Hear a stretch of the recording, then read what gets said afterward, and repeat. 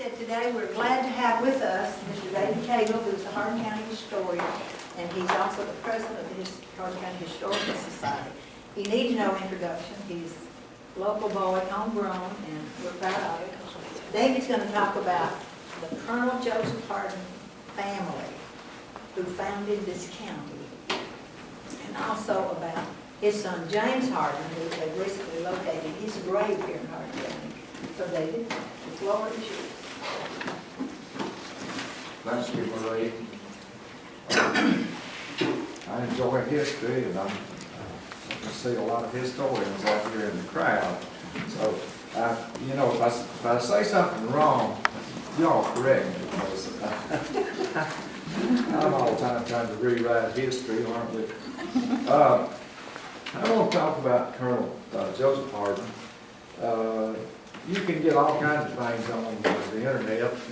They'll fix you a genealogy all the way back to France, where he was a Huguenot and all this kind of stuff, but I can't prove any of that stuff. We do know that he was born in Henrico County, Virginia, near Richmond, and they say that his folks were Benjamin and Nancy. Benjamin and Susan Elizabeth Cooper Hardin. Now, I also got that off the internet, so I'm not sure, not positive that's true. But anyway, he had about 14 siblings, according to what you read on the thing. But I can only come up with about 3 that we can prove that came down the line, and they were Benjamin and Nancy Hardin Hambright and John. They accomplished something in their lives, and there is some information on them.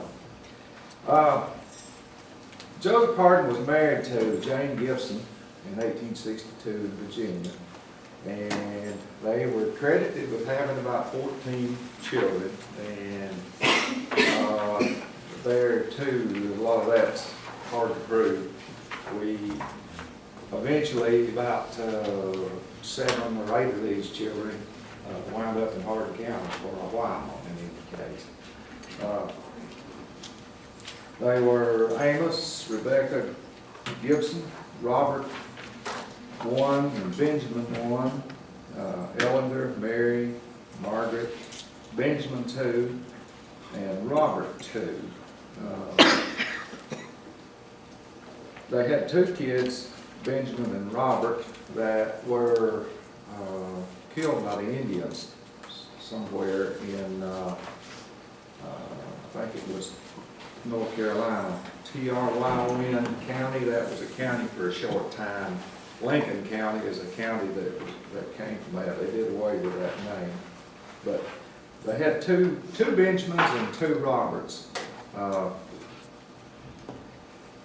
Joseph Hardin moved his family from Virginia to this T.R.Y.O.N. Tryon County in 1774, and he was a member of the Committee of Safety in that county, and he was in the government and so forth.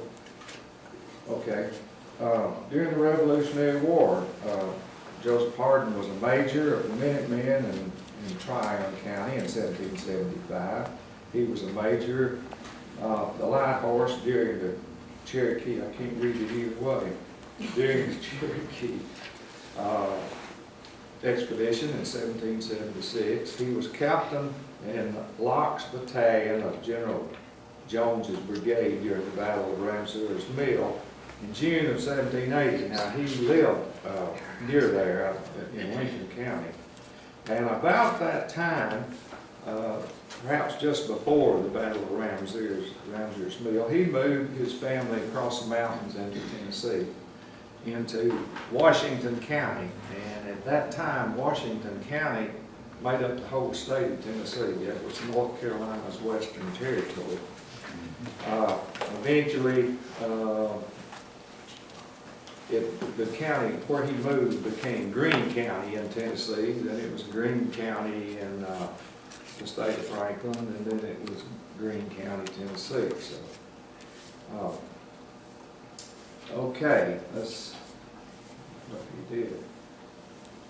All right.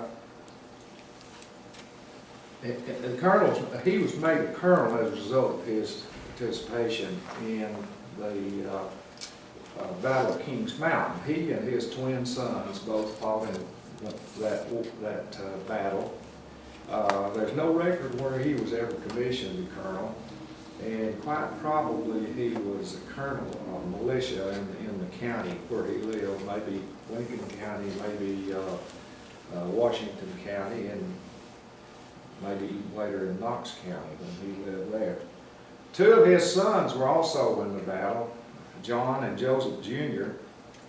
And if you look at their birth dates, they were captains and they were only 18 years old. So I assume they worked for Colonel Hardin. And anyway, they got a grant.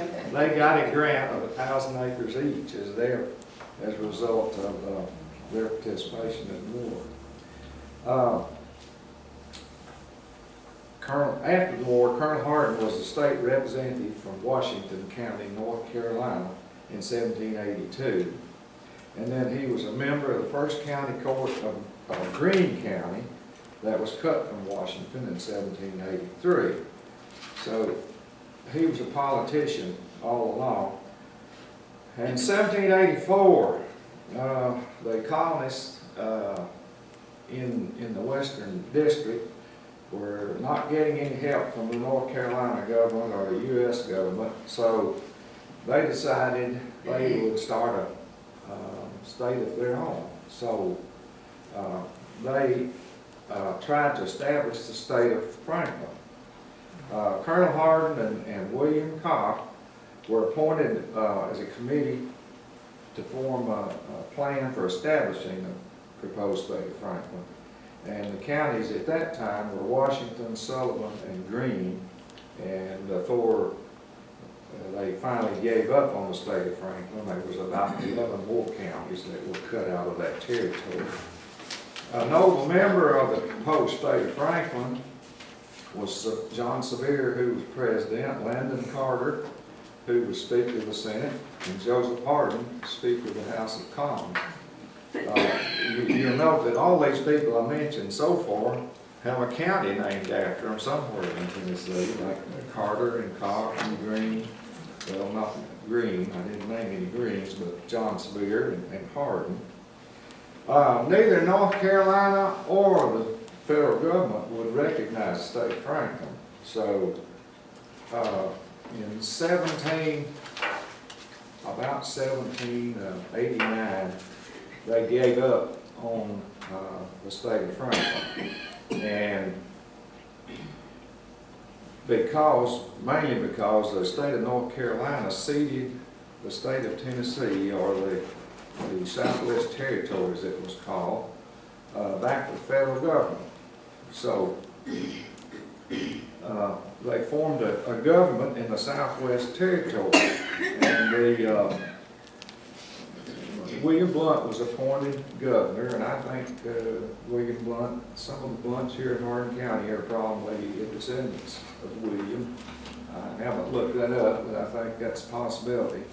And Colonel Hardin was selected to the Territorial Assembly, which met in Knoxville, and he was the Speaker of the House on the second Territorial Assembly. The second assembly was concerned with pensions for disabled veterans and for soldiers' widows. They were concerned with protection from the Indians. They were having a terrible time with the Indians at that time out on the frontier. And they were especially concerned about roads and education.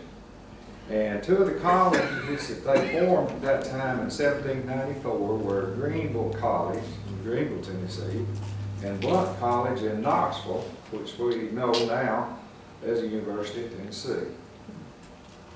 So the most important business of the Second Assembly was the call for a census necessary for the formation of the state.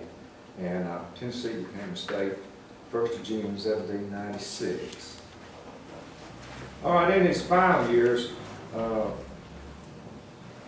Hardin was never a part of the Tennessee government, and it has been proposed, even though he was only 60 years old or thereabouts, that he was probably ill or sick or had some malady, because he was not in the government in any way. He did buy 2,000 acres in Knox County and move his family from Greenville to the western edge of Knox County. And he died in July 1801. He was buried there on the county line. Military grants. Colonel Hardin was awarded 8,100 acres of land for his participation as a colonel in the Revolutionary War. His twin sons, Captain John and Captain Joseph, were awarded 1,000 acres each. And those 2,000 acre tracts where they were adjacent, and that's the property that James Hardin owned up until a month or so ago, a couple of months. I always thought that James had bought the property, but it's not so. That was the military grant for his two brothers, and he bought their interest. And there were other grants. There was 5,000 acres. Andrew Kerr bought his acreage, and Isaac Taylor got 4,000 acres. And all of these parcels, 5,000, 3,000, 4,000, and the 2,000 acre grant, were all contiguous and ran from Walkertown to Sierra Gorda. I've got a few maps here that shows.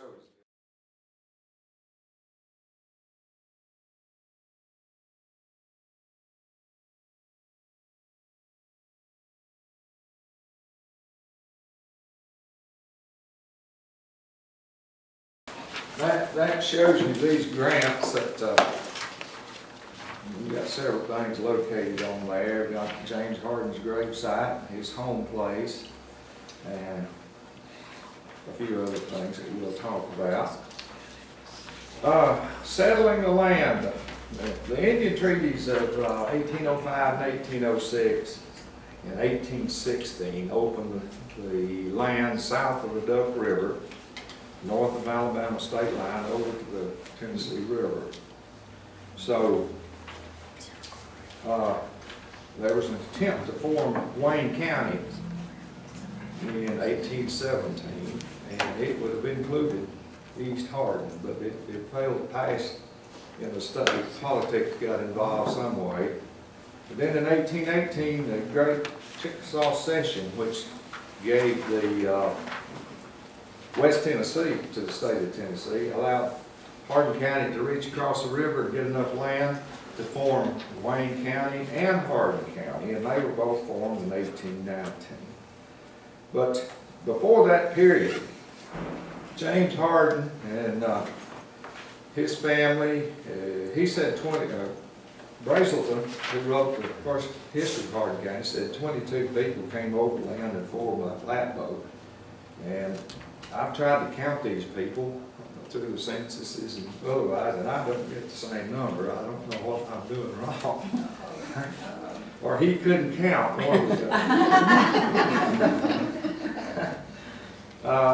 He said that James Hardin and his brother Joseph came here. In fact, he says in 1815, he said Colonel Joseph Hardin came here and located the 2,000 acres and put his name on a tree at the mouth of Horse Creek. Well, he had been dead for 15 years at that point, or 14 years, so it was either Captain Joseph Hardin, who it probably was, it was his land we were talking about, and his brother John, so I'm assuming he's the one who made the trip. Anyway, James Hardin led this group of people over here to Hardin County in 1816, and the first year they camped on Hardin's Creek down near Hay Valley. You know where that is. And they built a little cabin down there, and by the next year they scattered out and found the lands. James Hardin moved to the property that you see on the map. It's the part at the top of the map there. That is 2,000 acres, and that was John and Joseph's property that he bought from them, his two brothers. And you note on there it says James Hardin's home.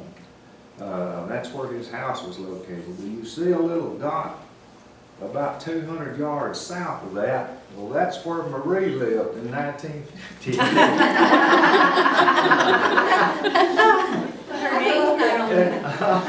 And she lived there for several years while we were going to school. And the house is still there, nobody lives in it. Well, not that house, but another house, right? Well, James Hardin's house is not, but the one you lived in is still there. Yeah.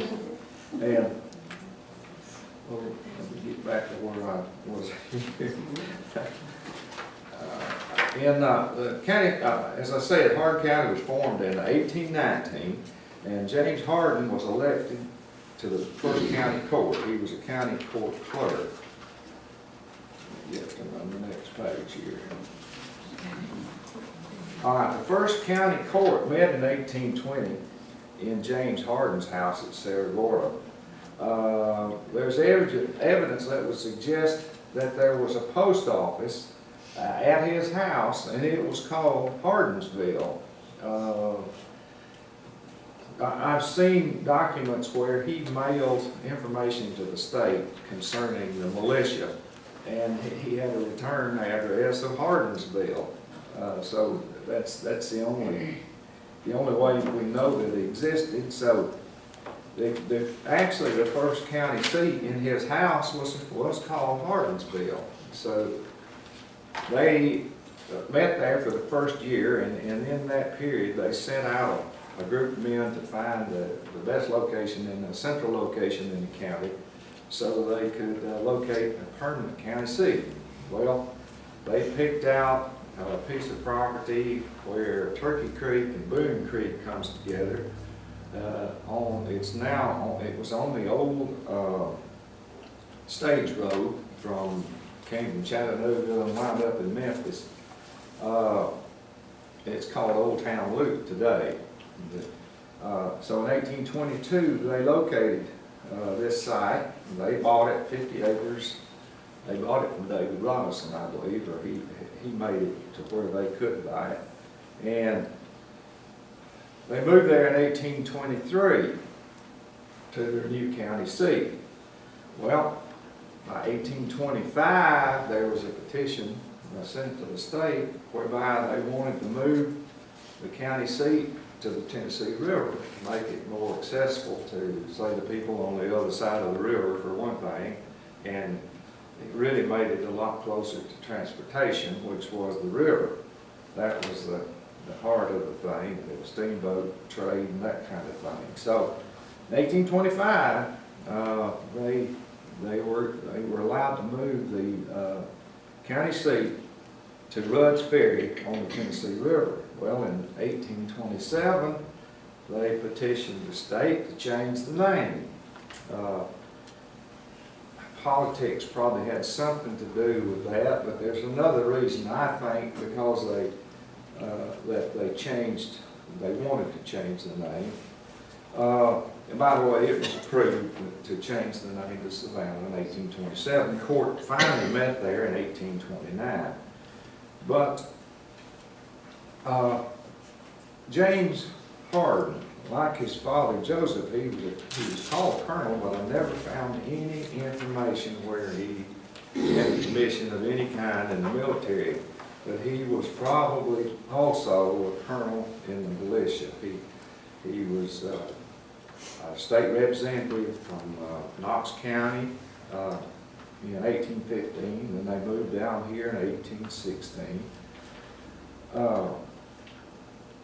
He purchased the two 1,000-acre grants that was awarded to his brothers, and he settled on that area, which I've shown on the map there, along with all of those other grants. But his downfall came in the 1820s, when in 1821 or 22, somewhere along there, he collected the funds, the taxes for the county, he sent them to the state, and they never got to the state. So I think he blamed the sheriff. Sheriff delivered the funds. By the way, I'm kin to the sheriff, so I'm not kin to James Hardin. But anyway, I'm not going to take sides in it. He was responsible for paying these funds off. I'm sure he was bonded or whatever the state would require. At the same time, he and his family were in a lawsuit over the 3,000 acres that Colonel Joseph Hardin owned. And as it turns out, Colonel Joseph, apparently without the family's knowledge, had sold his 3,000 acres to J.W. What's his name? No, it's not Severe. Irwin. J.W. Irwin, not Captain Irwin, it's Captain Irwin's daddy. And they, at the time when he bought this property, he lived in Pennsylvania. And in any case, in the mid 1820s, he came here, and of course, John W. Irwin was going to, he was going to form a town himself here, but the county seat got moved over here. I think he wanted to call it Chickensburg or something, and the people wouldn't agree with that. But in any case, as a result of these lawsuits with the family and with the state, James lost all his money and apparently lost all of his land. And when he died, he was buried on this small tract of property, this small tract of land that eventually belonged to Thomas Shelby. There's a 160-acre tract. And for a long period, me anyway, I was concerned with why he was not buried on his own property. I mean, he had 2,000 acres, and then I found out that he lost the property and I guess lost his life as a result of it. And I got to checking on this 160 acres that Thomas Shelby owned. First of all, B.G. Brazelton in his history stated that James Hardin was buried on the south side of the Savannah-Clifton Road, which is Craven's Road, Centerview Road today, about 200 northeast of where Thomas Shelby now lives. We've known where the location was for years, but I still didn't really believe it. I thought, well, why was he buried off over there on this hill by himself out in the middle of the woods? Well, he did grow up down there. But when we look further into this, Thomas Shelby had purchased this property, I believe, from Samuel Wells, and Wells had gotten it from James Gooden. And we did more research, and we found out that James Gooden had married Jane Hardin, the daughter of James Hardin. And in fact, James Hardin had given James Gooden and his daughter this piece of property back in 1821-22, somewhere along that line. So he was buried, I guess, on the only property that the family still owned. There's a reason he was buried there, because there's no stones. His family left here around 1830. They didn't mark his grave at all, I don't think. But anyway, we know the location. We've been told by people, I've been told by people in the community that was much older than me that was the right location. So we are going to try next to go down there and probe and see if we can find the grave. And of course, if we don't find it, I guess we'll use the site anyway and maybe put up a marker that will mark his grave. But I'll drop back a minute to why they changed the name from Hardinsville to Savannah, and I suspect it's because of the trouble that James Hardin got into, and with the taxes not being paid and so forth. He was in pretty bad shape at the time, and a political rival also. He was head of the Hardin party, and David Robinson was head of the other party, and supposedly his wife named the new town Savannah. So that's how that came about. So my time's about up, or more than up. So what? Any questions you have, I'll try to. I have a question. Okay. Okay, did he serve in 1812 in that war, James Hardin? Brazelton said he fought with Andrew Jackson at the Battle of Horseshoe Bend, and also that I believe one of the Brazeltons also fought. Now I find Brazelton on a list in Brown's company or something from Knox County, but I don't find James Hardin. But Brazelton said that he fought with him, and I suppose he was with the militia. He was a state representative, see, so it might have given him some status, I don't know. Well, the daughters of 1812 are trying to connect him, and they would like to help mark that grave. So we could call him a colonel at that time? Well, Brazelton, the oldest thing that we have about that situation says he was a colonel and fought with Jackson. So I don't know whether that stands for anything or not. I'm going to say it does. But he was a state senator, so state representative rather, from Knox County. And what year did he die? 1826.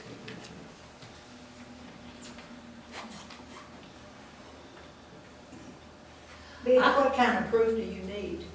Would that prove, I think that'll prove. I may have to have it. I may have to have a copy of the book or copy of that page to Yeah. prove that. Well, it was written in But 1885. 1812 has met, and they're very interested in finding this grave, and they're very interested in marking it. Well, I've tried to find the information, and I couldn't find it. As to the land grants, the amount, my great-grandfather was given 700 acres. Well, captains were given 1,000 acres, so they might have been lieutenants, first lieutenant, maybe. I would say that would be the next step down or something of that nature. Did you say his daughter was Gooden, or Good, what'd you say his daughter's last name was? Jane? His daughter married Gooden, and his wife was also a Gooden. Gooden, G-O-O? G-O-D-D-I-N, or E-N, whichever way. And there were Goodens that came with the party that came here in 1816, other Gooden.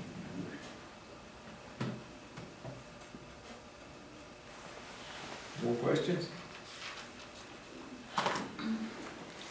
We thank David for coming. He has such a wealth of information about this county and the places where we live. And yes, my family did live on the Hardin place down there from 1944 to, we still own it. So I grew up down there, and I grew up hearing about James Hardin. I never did hear about Colonel Joe, though. It was always James. He was the one that was buried out at Centerview.